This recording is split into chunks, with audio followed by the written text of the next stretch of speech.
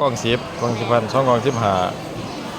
คันเป็นโลซาวค่ะโอ้เป็นโลจะก็ขายเนาะโอ้หอยซื้อหอยมากินก่อนเอาให้ได้เบิ่งกล่อง10 2กล่อง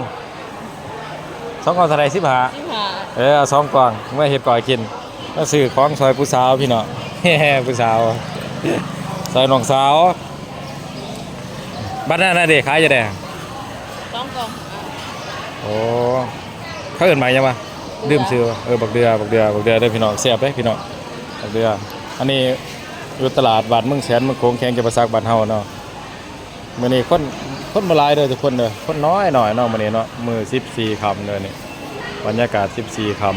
ำ14ค่ำเนาะมื้อนี้เนาะน้องหลานเนาะแม่นบ่14บ่เห็นเขาว่ามื้อนับ15เนาะคนบ่ค่อยมีเนาะมื้อนี้เนาะทุกคนเงียบบางคนก็ว่ารับ15บางคนก็ว่ารับ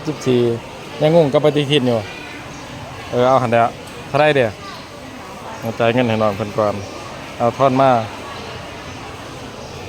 15,000ยังมีแต่ใบใหญ่ด้วยกันเอายังเหลือบักทั่วเนาะเดี๋ยวเอาไปซื้อบักทั่วเขียนบักทั่วอีแม่ล่ะบักทั่วเท่าไรนี่แม่บักทั่ว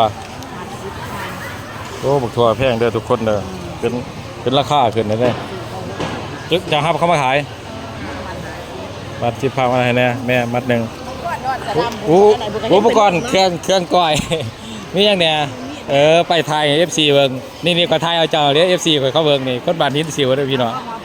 ขยันแท้ๆถึงอุปกรณ์มันมีอย่างเนี้ยกล่องก่อยงอกน้ำหอมป่นผักบัวเขามีเดี๋ยวจะผักหอมป่นนั่นแหละกับผักถั่วผักบุ้งหวะเอาซื้อมาเฮ็ดก่อยกินก่อนพี่น้อง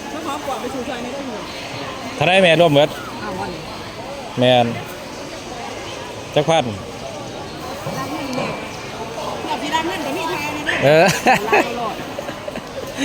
มีหลักฐานอยู่เด้อวะมีหลักฐานใช้มีแต่รักเงินอีแม่มันแบบเอาของครับ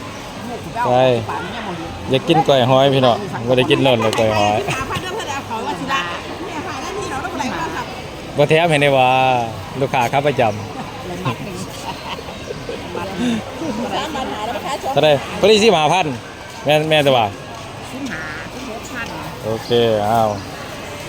ให้ทอดมา15,000พี่น้องขอบใจ